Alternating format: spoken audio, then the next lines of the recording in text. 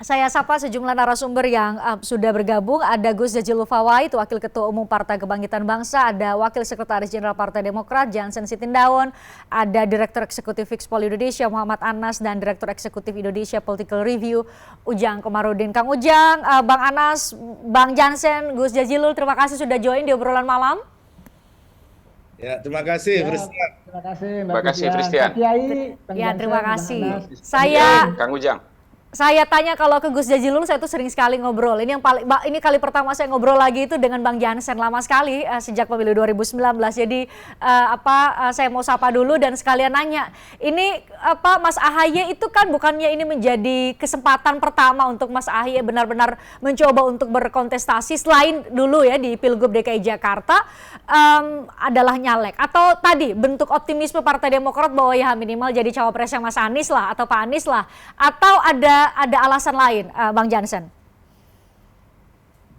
Ya, yang pertama betul. Kalau kita sudah muncul berarti Pilpres sudah dekat, Christian. Ya, selamat berjumpa kembali. Yang kedua, menjawab pertanyaan kamu, sistemnya yang tidak memungkinkan, Christian. Itu dia. Kamu kan sarjana hukum ya. Itu sama dengan saya begitulah. Judulnya aja ini Pileg Pilpres berbarengan. Tetapi tidak bisa satu orang itu maju kedua-duanya secara bareng. Jadi pileg betul seperti yang kamu sampaikan tadi, 1 sampai tanggal 14 Mei besok pendaftarannya sudah dibuka. Tapi untuk pilpres baru tanggal 7 sampai 14 Oktober. Kalau orang ikut pileg begitulah ya, kemudian sudah masuk menjadi daftar caleg tetap mengundurkan diri, kena pidana, nggak bisa. Jadi sistemnya ini yang tidak memungkinkan. Saya kira kalau sistemnya memungkinkan seperti dulu ya, di mana pileg dan pilpres itu dipisah, pastilah semua ketua umum partai ini karena ingin mendapatkan kursi untuk partainya masing-masing juga begitu, pasti akan ikut pileg dulu. Itu yang kemudian kemarin ketika saya jadi pemohon di Mahkamah Konstitusi lebih kurang 1,5 bulan lalu saya sampaikan. Kembar siam sistem pileg pilpres ini coba kembali dipisah. Karena tidak mendatangkan keuntungan apapun. Katanya biaya jadi lebih murah. Enggak kok. Itu namanya mengerjakan 2 pesta sekaligus bersamaan. Fokusnya penyelenggara seperti KPU pun lebih ke pilpresnya. Itu makanya pilegnya menjadi anak tiri. Enggak ada itu debat antara kandidat pileg gitu. Yang ada itu terus melulu soal pilpres, termasuk televisi begitu. Itu yang pertama. Jadi secara sistem begitu ya, secara sistem kepemiluan kita tidak memungkinkan para ketua umum ini ikut pileg dan pilpres berbarengan. Apalagi bagi ketua umum yang memang punya potensi ikut berkontestasi dalam pilpres besok.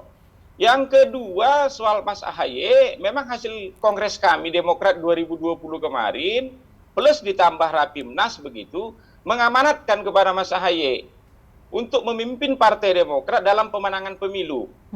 Itu makanya sekarang elektabilitas Partai Demokrat semakin hari terus semakin naik begitu.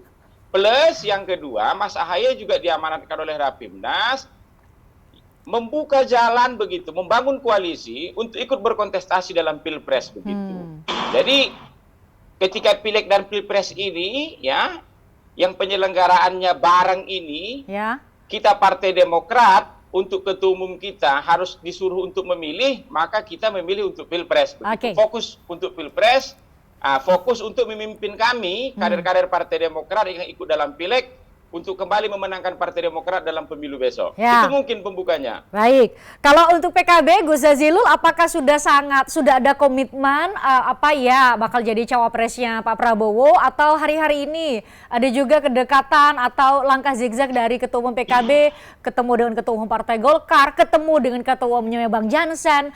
Apakah ini memperbesar peluang sehingga ya sudah, karena secara yuris normatif juga memang tidak boleh daftar dua-duanya, ya pilihannya ya optimis bisa jadi cawapres dari salah satu baca pres yang ada saat ini? Iya, Christian, Gus Muhaimin ini politisi bukan politisi kaleng-kaleng. Beliau sudah mengikuti ajang pileg, ajang pilpres berkali-kali. Dan menurut saya sudah wayai, sudah saatnya Gus Muhaimin mengambil pilihan untuk memenuhi mandat muktamar mandat para kiai dan kader untuk maju di Pilpres. Jadi dengan berbagai pertimbangan. Pertama, Pilpres 2024 ini tidak diikuti oleh incumbent. Jadi semua para kader partai memiliki hak, termasuk Pak AHY, bahwa pemilu 2024 ini ajang kontestasi dari para kader-kader partai. Tentu kader-kader terbaik akan dimajukan di dalam Pilpres. Dan sekarang sudah kelihatan siapa ketua umum yang memiliki optimisme untuk maju menjadi calon presiden maupun wakil presiden. Banyak ketua umum partai politik, ada 9 partai politik yang di parlemen, tapi tidak semua ketua umumnya maju menjadi caleg ataupun presiden. Ya. Nah, bagi Pak Muhaimin atau bagi PKB ini sudah saatnya menguji sekaligus memenuhi harapan sejumlah kader, tokoh, para kiai agar Gus Muhaimin bisa maju atau masuk di dalam kertas suara. Ya. Nah, apa yang di modalnya? Modalnya tentu 10% suara partai. Yang kedua, pengalaman Gus Muhaimin baik di legislatif, eksekutif yang panjang, dan juga pengalaman Gus Muhaimin memimpin PKB yang semakin hari makin solid, makin besar. Jadi soliditas yang dimiliki PKB inilah yang juga menambah keyakinan dan dorongan agar Gus Muhaimin terus maju. Saat ini menurut saya, di antara partai-partai yang ada, yang paling solid dan memiliki prestasi dari ketua umum yang ada yang maju di konteks Pilpres, saya yakin itu Gus Muhaimin. Nah, Kang Ujang, ini dari 2 partai yang mengatakan bahwa ini untuk menjalankan amanah ya dari masing-masing instrumen yang ada di instrumen pengambilan keputusan tertinggi di masing-masing partai. Anda melihat apa alasan yang paling mungkin dari hitung-hitungan strategi pemenangan pemilu atau sesederhana seperti yang saya sampaikan di awal bahwa ini sudah optimis bakal jadi cawapres dari masing-masing baca pres yang saat ini elektabilitasnya sudah mulai bermunculan di berbagai lembaga survei. Kang Ujang, atau Anda punya bacaan lain? Ya, kalau saya begini Mbak Pristian ya, sebenarnya kalau soal calon anggota legislatif bagi Pak AHY atau anggota legislatif bagi Cak Imin karena sudah beberapa kali ya, itu sudah tidak level lagi.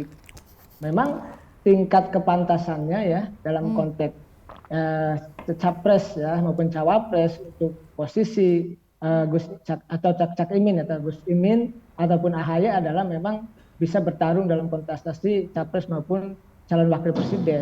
Memang arahnya ke sana dan di sana. Kalau menurut saya yang legislatif itu ya berikan saja kepada pasukan. Artinya pasukan-pasukan yang di bawah itu yang memang perlu kursi, perlu tempat, perlu jabatan ya didorong untuk bisa maju di kursi legislatif. Tetapi kalau ketua umum partai, saya melihatnya ya harus lebih tinggi lagi gitu. Hope-nya, harapannya, cita-citanya gitu. Dan memang saya melihat ya sangat layak ya AHY dan Gus Imin untuk bisa katakanlah menjadi paling tidak minimal bakal calon wakil presiden.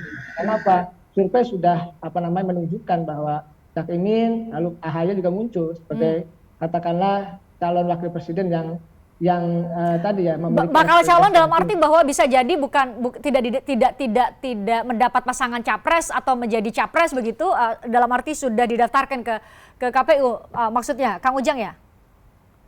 Ya kalau saya sih begini, Pak Erlangga saja ya dari Partai Golkar tidak juga menjadi calon anggota legislatif. Bahkan kalau beliau mengajukan anaknya, mendorong anaknya di Dapil Jabar 5 di Bogor, Kabupaten Bogor.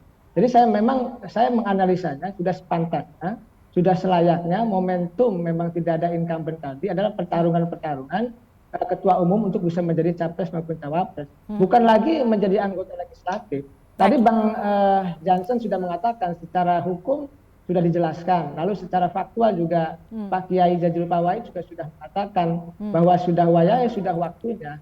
Karena begini, dalam konteks memberi kesempatan kepada yang lain juga penting.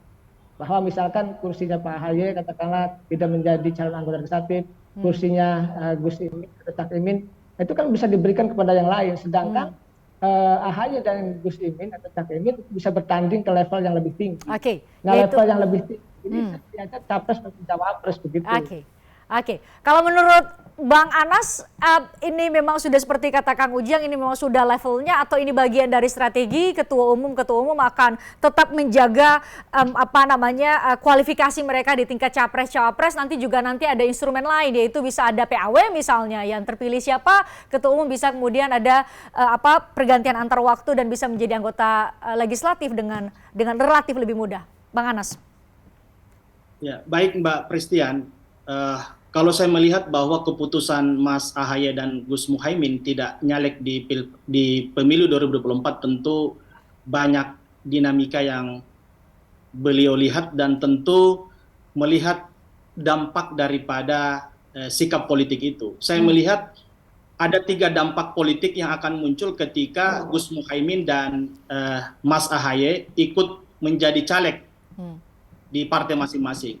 Dampak pertama itu tentu terhadap psikologi kader dan partai itu sendiri, bahwa di mana kedua ketua umum tersebut memiliki mandat yang sama untuk bertarung di Pilpres.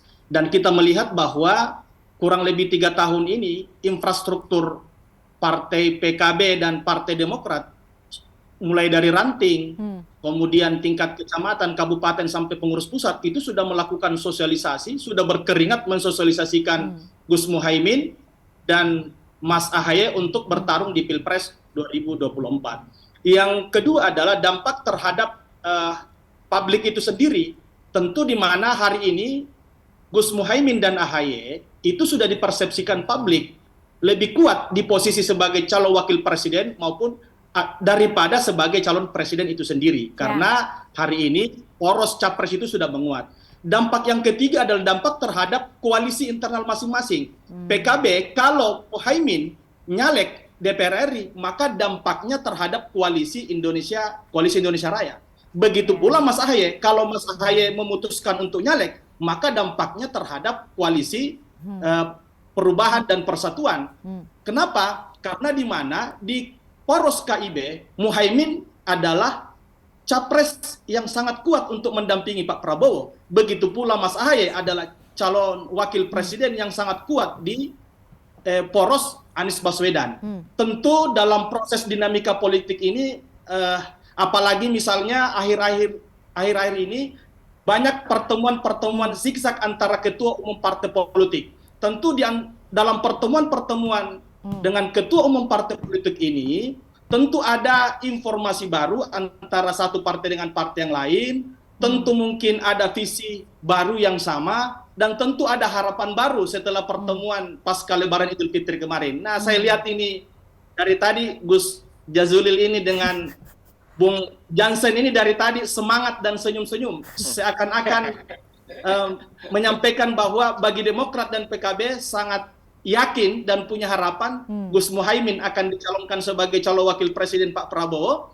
Yang kedua, boleh jadi bahwa Mas AHY juga menjadi calon kuat cawapres bagi Anies Baswedan. Tapi ingat, saya memberi catatan kembali terkait dengan dampak terhadap koalisi partai politik. Kalau Cak Imin menjadi calon legislatif, maka dampak terhadap koalisi Indonesia Raya, dampak lain adalah mungkin agak mengurangi beban Pak Prabowo untuk menentukan calon wakil presiden.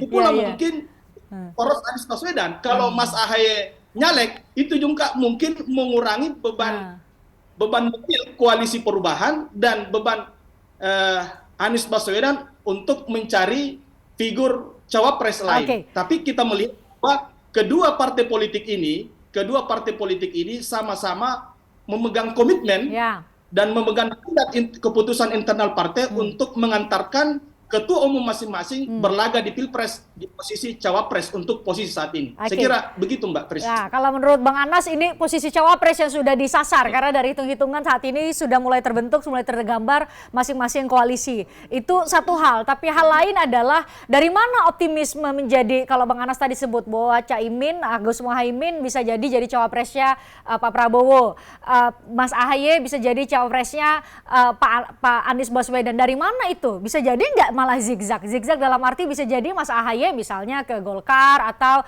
Gus Muhaimin dengan Ketua Umum Partai Golkar. Kita jeda dulu untuk mendengarkan azan maghrib karena kita juga rehat sejenak untuk mendengarkan azan maghrib untuk wilayah Jakarta dan sekitarnya. Kita lanjutkan obrolan kita terkait hal ini. Saya jeda. Tertarik dengan diskusi saya dengan para narasumber? Saksikan obrolan malam dengan topik-topik menarik lainnya. Jangan lupa subscribe ya channel YouTube Berita 1. Like, komen, dan share video ini ya. Terima kasih.